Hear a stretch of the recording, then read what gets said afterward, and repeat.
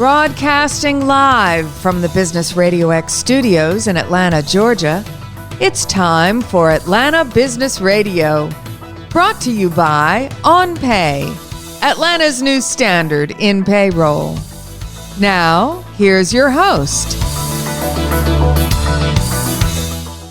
Lee Cantor here, another episode of Atlanta Business Radio, and this is going to be a good one. But before we get started, it's important to recognize our sponsor, OnPay. Without them, we couldn't be sharing these important stories. Today on Atlanta Business Radio, we have Allyson Eman with Venture Atlanta Coalition. Welcome, Allyson. Thanks, Lee. Thanks for having me.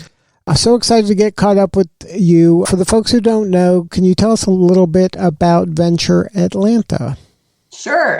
Venture Atlanta's now one of the largest tech conferences on the East Coast, becoming one of the biggest in the country, and just had our 16th conference a few weeks ago. So over the years, how have you seen the event change?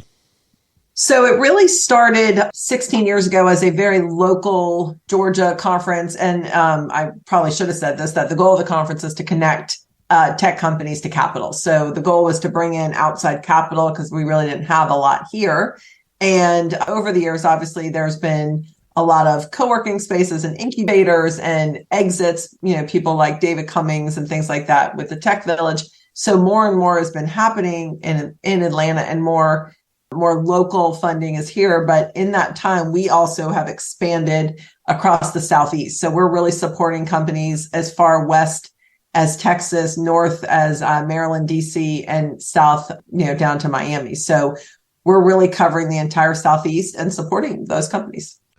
Now, you've been involved in this for a while now. How have you seen the kind of investor mentality change? I know your background's in real estate, and at one point Atlanta was very kind of developer real estate focused, and that's where a lot of the investors invested. Are you seeing a change in making Atlanta and the Southeast more kind of open to investing as angel investors or even VCs or private equity in technology? Has the investing? Oh yeah, for sure. And just to be clear, my background was not in real estate. I worked in marketing for a mortgage company. So, but definitely did work in the mortgage and real estate and financial services industry. But yeah, I totally agree with you that it definitely used to be all about real estate. I think, unfortunately, Lee, that there's still a lot of hesitancy in angel investors, putting money into tech. They are doing it, but, on the VC side, there's been a ton. I mean, our companies have raised close to $8 billion over the 16 years that I've run Venture Atlanta. And I was actually hired to start it 16 years ago. So I've been with the organization the entire time. So are you seeing the people that are kind of dipping their toe in investing in startups and in technology, are they just folks who have kind of graduated and had an exit and they're just staying here and they want to, kind of pay it forward or just kind of invest in that? They're more comfortable investing in that as opposed to maybe the previous type of investor that, they liked land and they like to see this thing with their eyes and watch it be built. No, that's exactly, you're exactly right what you said. So you look at folks like, Tom Noonan, and Chris Klaus, who sold, ISS to IBM, and Tom Noonan has put money into multiple companies and started the Tech Operators Fund, along with several of his colleagues, Saeed Mohammadian and Glenn McGonigal and Dave Gould. So those were all entrepreneurs that had a big exit and immediately were paying it forward. David Cummings, same thing. I mean, he right away, wanted to start the Tech Village, and he's done incredible things with Tech Village and Atlanta Ventures. And then, now you've got your newer entrepreneurs like Kyle Porter, who had his exit, and Mark Gorlin with Rody and Cabbage, Catherine Petrella and Rob Frowan. So there's been some great exits, and those companies are absolutely putting their money back into tech. And that's really what we've needed the whole time. In Silicon Valley, it was always, here's a big exit, and that company, spins out a new venture fund. And we really didn't have that. And we're still a little, obviously far behind where Silicon Valley is, but we do have a lot more serial entrepreneurs that are having some nice exits and putting their money back into Atlanta or the Southeast. Now, as Venture Atlanta has expanded, like you mentioned, from Texas to Miami, are you seeing Atlanta kind of still as the hub of this, or we're just another player amongst many players just spread out throughout the South? No, we're definitely still the hub. We have no intention of changing the name of the conference or making it Venture Southeast or anything like that. All eyes will continue to be on bringing everyone to Atlanta, hopefully seeing growth in Atlanta, more economic development in Atlanta, looking at these companies perhaps opening second offices or seeing how we can support. But, it's worked really well having the conference focus on companies across the Southeast, because it really makes the investors very likely to want to come to the conference. I mean, last 2 weeks ago, we had over 450 investors here, and you just don't see any other event on the East Coast that has that many investors there, and, which made it very fruitful for the entrepreneurs to meet with them. Now, what do you see, since you are now kind of spreading around the region, what makes Atlanta different and special compared to the other markets? So my biggest thing I will continue to say about Atlanta is the collaboration. Our community is fantastic. So I helped lead this InnovATL movement or issue that we had this year. So it was basically 3 weeks of incredible events and happenings and community gatherings, kind of creating our own South by Southwest here in Atlanta. And the community, I mean, a few of us called, Jennifer Singh and the Metro Atlanta Chamber, we called a meeting of community partners in February, and 70 people showed up and were like, okay, raising their hand of, how can I help? And, this group created something incredible over the last couple of weeks. And there's been so many people coming to town and so many eyes on Atlanta. And I just think that a lot of other markets couldn't pull that off. You think about Texas and Florida, and they're so spread out, that we, even though Atlanta is, in the center, we could still pull in someone from Macon or Augusta or Columbus, or, places like that. And everyone could still work together. I mean, we had all the universities, we had UGA and Georgia State and Kennesaw and Georgia Tech, on this initiative as well. So I just think collaboration and communities are secret sauce. So talk a little more about InnovATL.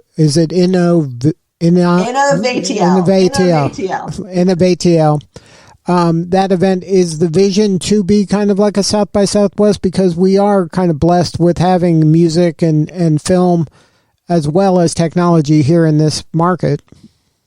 Yeah. So, what happened over the last couple of years as Venture Atlanta kind of served as the hub of, or the center of, what we were calling Atlanta Innovation Week. And ironically, if you look around the country, New York, San Francisco, Charlotte, Denver, I mean, everyone's kind of, it's kind of the new thing. Everyone has their Innovation Week, and we wanted to do something a little bit differently. And we did want to think about what could we do to showcase, what we have great in art, in music, in our, universities, in technology. So the A3C hip hop festival was going on. We had the Atlanta Startup Awards. Georgia Tech did a conference, for the first time. There was the Atlanta Design Festival. There's, all sorts of things going on. And, really we want this to be a time on the calendar, and it's, probably always going to be around Venture Atlanta in October. And that's kind of the goal, that people will continue to, think about being in Atlanta in the fall. And then just kind of piggyback on each other's momentum and just have a lot of different things happening simultaneously. Yeah, there was. I mean, around Venture Atlanta, I mean, the Tuesday that we kicked off, it was insane. I mean, there was probably 20, 30, happy hours going on all over the place, and after parties, and people were like, oh my God, I've gotten invites to so many different things. And, people were also piggybacking off of us. I mean, there was groups from different parts of the country that all of a sudden I was like, wow, what's that group? And, they were doing different events really to pull on, the people that we had brought into town. So, we want to create something exciting. And again, I think we'll learn from the things that we did well this year and things that we didn't. I mean, we also worked with the city of Atlanta Obviously, Mayor Dickens is incredibly supportive, the Metro Atlanta Chamber and, TAG, the Technology Association of Georgia. We worked with ATDC, we worked with Tech Village, so all these different groups, work together to drive this forward. Now, speaking specifically about Venture Atlanta, can you kind of recap the conference, some of the highs? Sure. Yeah. Well, we had over 1,500 people there, which was the largest audience we've ever had at the Woodruff Arts Center. The demand was so highly that we had a 200 plus person waiting list of people that we could not let in. So that was a little bit crazy. We had over 450 investors from funds across the country. We had 83 companies that were participating in the conference that had applied to pitch. We had close to 600 companies that applied to pitch. And this year we did things a little bit differently. We actually had a group of funds that came together, BIP Ventures, Florida Funders, Knoll Ventures, and Catalyst by Wellstar, that came together and put together a syndicate investment for one true seed stage company. So, a super early company. And it was a $500,000 investment. And I'm so excited to see Margot Jordan with Enrichly won that investment. And then we also had companies that kind of became best of our early stage category or best of our growth stage category. And our growth stage was Cloud Range out of Nashville. And our early stage was Rainforest, here in Atlanta. And those companies actually got on stage they were voted by the audience and, taken into consideration by investors and judges. And they were actually kind of grilled on by some of the top funds in the country on, from NEA and Excel and Insight Partners and Open Opportunity Fund and Invesco and Cox Enterprises and things like that. So they were able to get in front of, partner level funds and get questions asked to them. And the judges ultimately picked, quote, the winner. Now, these winners didn't get cash prizes, but they just get bragging rights. And, they also got an incredible opportunity to be in front of those funds. We also sprinkle in there, Robert Herkovic from Shark Tank was one of our keynote speakers, and he was fantastic. And we do a great cocktail party and great investor dinners and happy hours and things like that. So it's truly become a pretty substantial event that is now 3 full days. We actually closed it this year with Invesco, who's our title sponsor, hosting a female founders dinner. And we had 180 women RSVP for a female founders dinner. And it was just a great opportunity for women to get together and network and support each other and help each other. And that's something we've been doing a couple times a year now too. So there's just so much great stuff going on. Now, what are some of the things that somebody who'd like to maybe get to pitch in 2024, what should they be doing right now? They should be really thinking about how to package themselves up, how to really talk about why their technology is different, why is it needed, what's the competition looking like out there, why is their team the right team to build it. Lee, unfortunately, sometimes people just don't present themselves, great, that, we'll have to dig into their application. And, luckily our committee is very significant and very large.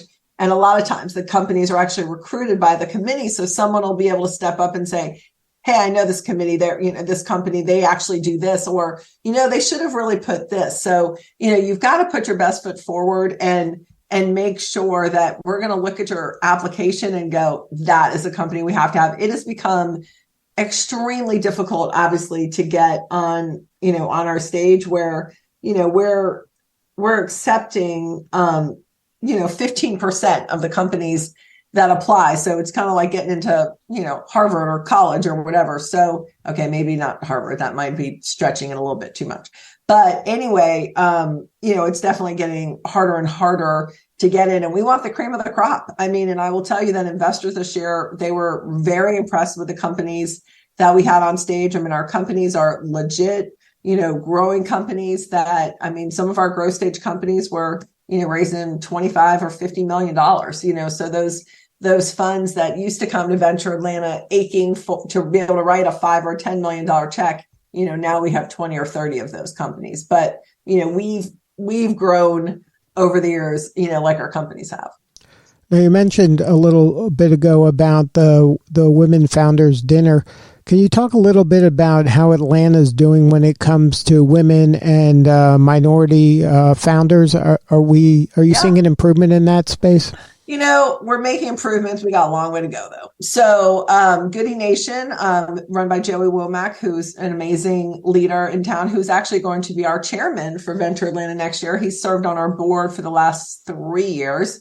And, Joey he's such a trailblazer in supporting, minority founders. And, we actually started a couple of years ago a movement called Creating Momentum within Venture Atlanta to truly support, minority founders and female founders. We actually work with Christy Brown has been, integral, leading something that we've called our Female First Pitch Friday, where basically we're giving women an opportunity to get in front of a small group. To feel comfortable. It's probably 20 people and do their pitch. And we did this for 5 months, starting I think it started in April.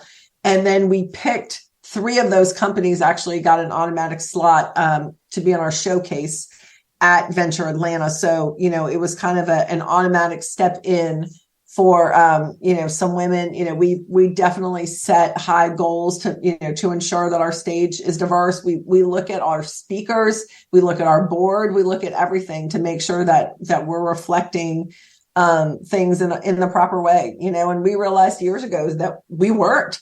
There was a time where, our speakers were too many white men and our board was too many white men. And, we had to be better. We had to do a better job. Women and minorities are still getting less than 2% of venture capital money, and it's not good and it's not enough. And, we all need to do more to help that. So, I'm super passionate about that. And again, I've worked, I'm on the board of Startup Atlanta, and, I know Joey will really give us some interesting things. So this year we actually held the Intentionally Good Summit that Goody Nation ran within Venture Atlanta. So it was actually at a different room within the Woodruff Arts Center, but all the attendees for the Intentionally Good Summit, and there was 200 people invited to that, they all got full access to Venture Atlanta as well. And it really gave a lot of people an opportunity to be at Venture Atlanta that maybe would normally be there, or they may not think it was for them. And that's what I loved, is that people were like, God, this is great. Like that, there are people of all shapes and colors and sizes and, everything at this conference, and people felt comfortable. Yeah, it still boggles the mind that today that people are kind of tone deaf, and that when you go to some of these folks' websites and you look at their board of directors and everybody looks the same, and nobody there, has the self-awareness to say, hey, maybe this isn't a good thing.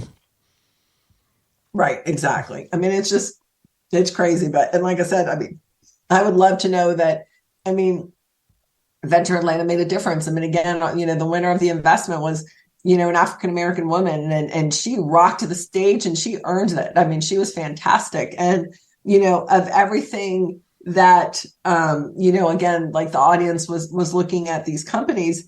We did a top 4, and 3 of the 4 that pitched in the finalists were women, and they were incredible, and again, of our 3 winners in our 3 categories, 2 of the 3 were women. And, obviously I loved that. Being a female CEO. So, but, it's still tough. There's also still not a lot of women in VC, so I think this year we actually had, a Women in Capital breakfast, just something. We've actually had an event, and had a breakfast for several years that several women led, but this year we had like 100 women at that breakfast. So we're trying to show that there's different, opportunities for women to be at Venture Atlanta, to be engaged, to see things, for them. Again, this Female Founders Dinner, we didn't even openly market it. We kind of had a select list of people that we were looking at, because we knew we only had 135 slots that we could fill. But I mean, we probably could have had 300 women there. So, I think we just need to continue to do better. Well, if somebody wants to learn more about Startup Atlanta, Venture Atlanta, or any of the other places that you're involved, where should they go? Is there a central place, or is it they got to go to each one of those places individually? No, they got to go to each one. So ventureatlanta.org. And I don't Startup Atlanta. I don't know if it's .org or .com. But you can find Startup Atlanta easily online. There's actually some great resources. We do an ecosystem guide that as someone new to Atlanta can really give you a great landscape of everything going on, what funds are around, what incubators, what, co-working spaces, anything like that. So there's definitely some incredible resources there as well. But Venture Atlanta, we're kind of in our quiet time, but big thing to note is that we do have our date for 2024, which we usually don't have this far in advance, but it's October 8th and 9th. Back at the Woodruff Arts Center. And we're going to take sponsors in November, and we'll open our applications in April. So. Good stuff. Well, Allyson, thank you so much for sharing your story today. You're doing important work, and we appreciate you. Thank you, Lee. Thanks for having me. All right, this is Lee Cantor. We'll see you all next time on Atlanta Business Radio.